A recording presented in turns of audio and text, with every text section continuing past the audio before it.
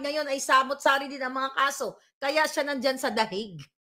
Si Kaufman, pag wala ng pera ang mga Duterte, iiwanan niya na yung kasong yan. For whatever reason, hindi ka makikipag-usap sa taong kumidnap sa kliyente mo. Bago tayo magpatuloy, kung hindi ka pa nakasubscribe sa ating channel, mag-subscribe na para sa ating future update. Marcos na hindi alam ni Inday Sara. Kasi abogado siya, umamin na siya eh. Baka ang interest ng mga Marcos ang kanyang isusulong imbis na interest ni Pangulong Duterte. Na hindi natin alam, baka mamaya may offer sa kanya. O pinangakuan siya, o hindi natin alam. Kasi magkakalala sila, di ba? So para sa akin, isang malaking problema ito mga palangga. Dahil ang pag-amin niya na siya, o sinabi niya, alam naman doon ni Pangulong Duterte, di ba? Dahil si Marcos Jr. ang nagpadukot kay Pangulong Duterte, insecure siya kay Attorney Harry, sabi ni Palangga. Sabi ni Mary Joy Crobes. Yes. Maaring insecure siya kasi wala namang kinalaman ang ICC doon sa domestic legal remedy.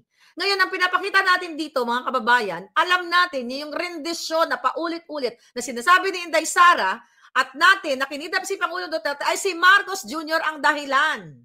Pero bakit gusto ni Kaufman na makipag-meet and greet? Diba? Bakit si Kaufman ay mayroong pagnanasa na makamit up si Bangag? Bakit hindi niya gawin lahat ng legal remedy para ipagtanggol yung Pangulong Duterte? Kasi nga, wala nang kinalaman si Marcos Jr. sa desisyon ng mga judges. Sabi ko nga, unless i-bribe natin ang judges, bigyan natin sila ng tigsa 10 bilyon, okay, na palayain si Pangulong Duterte, di ba? Yun lang ang pwede, sabi ko, is either ano tawag dyan? I-bribe natin i-bribe natin ang mga judges at, i-dismiss na yung kasong yan or ma-dismiss through legal battle. Pero walang ganun si Kaufman eh. Di ba? Gusto niya makausap talaga si Bangag. So, ano yan? Anong ibig sabihin yan, mga kababayan? Ang ibig sabihin, wala na talaga tayong pag-asa kay Kaufman. Merong conflict of interest to kahit sinabi pa niyang 13 years ago na yun. Di ba? Pinuri-puri pa nga niya si Amy Marcos. Remember, di ba? Nung nakipagkita siya, ano ba sinabi niya kay Amy Marcos? Na kesyo, si Mangga, tumutulong daw siya sa mga, sa Pilipinas para what?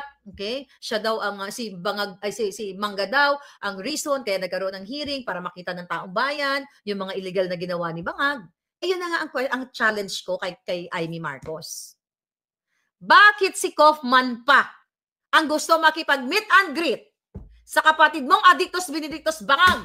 Bakit hindi ikaw? Dahil blood is thicker than water. Kaya never again, no more Marcos. Bakit si Kaufman pa ang makikipag-meeting para mapalayas ang Pangulong Duterte? Bakit hindi ikaw, Amy?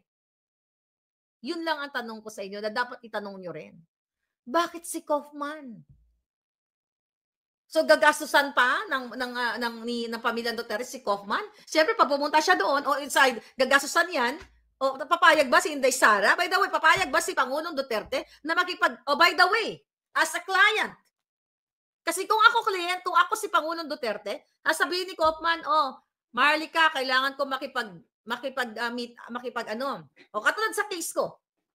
Kasi may nagtanong to sa akin eh.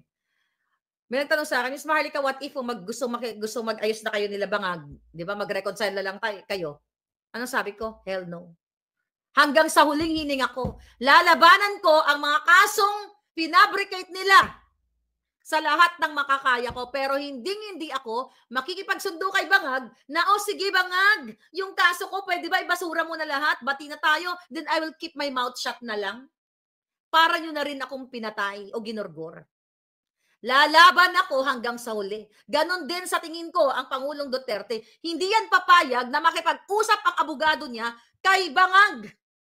So may utang na loob ba ngayon si Pangulong Duterte pag napalaya siya dahil sinabi ni Bangag, okay na, kalimutan na natin yan. See that? Ako over my gorgeous body.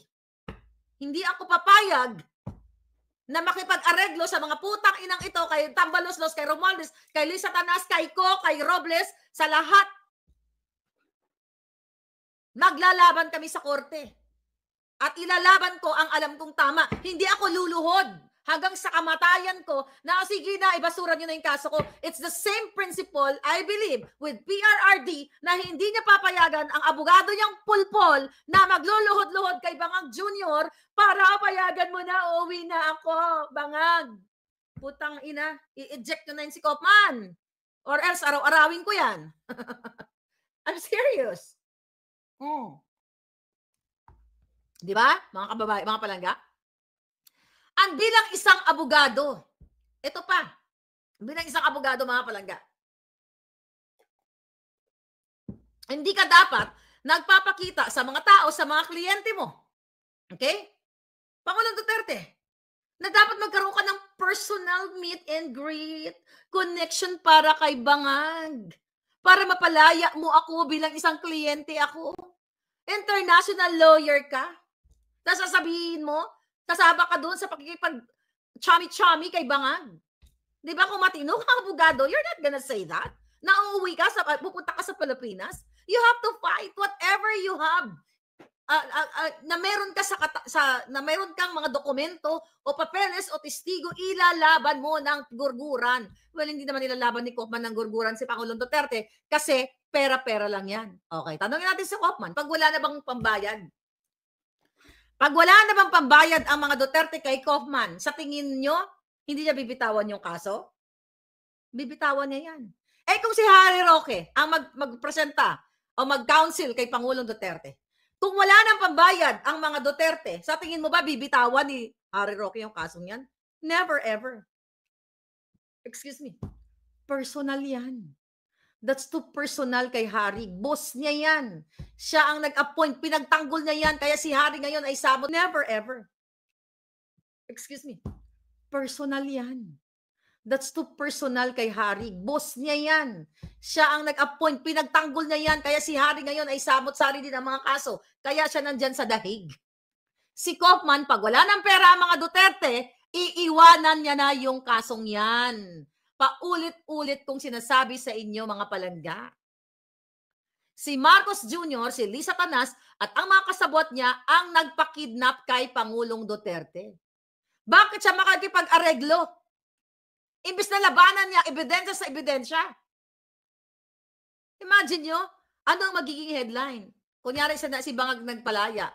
Bangag Jr., pinalaya, kinausap ang lawyer na si Kaufman, kaya nakalaya ang dating presidenteng Duterte. Palakpakan!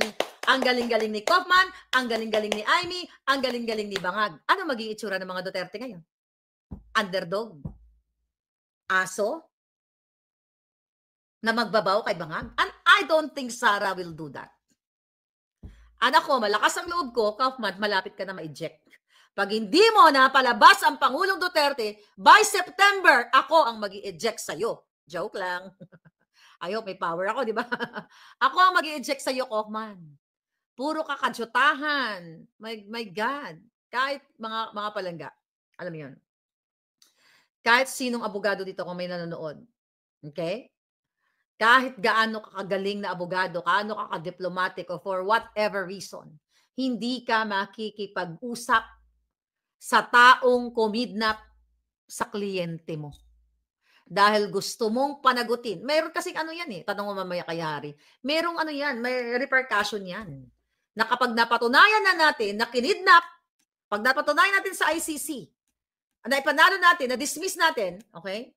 Na-dismiss, pa-dismiss yung kaso, may pananagutan si Marcos Jr. Eh kung nakipag-usap na si Kaufman, nag-chami-chami na sila. Tayo ba ngayon may utang na loob? Kaya kay Bangag o yung mga Duterte? Walang Duterte na gustong yan. Do you think Basti, Pulong, and Inday, and even Kitty, na-witness ng bata eh. Kung paano balahurain ang kanyang tatay. Diba?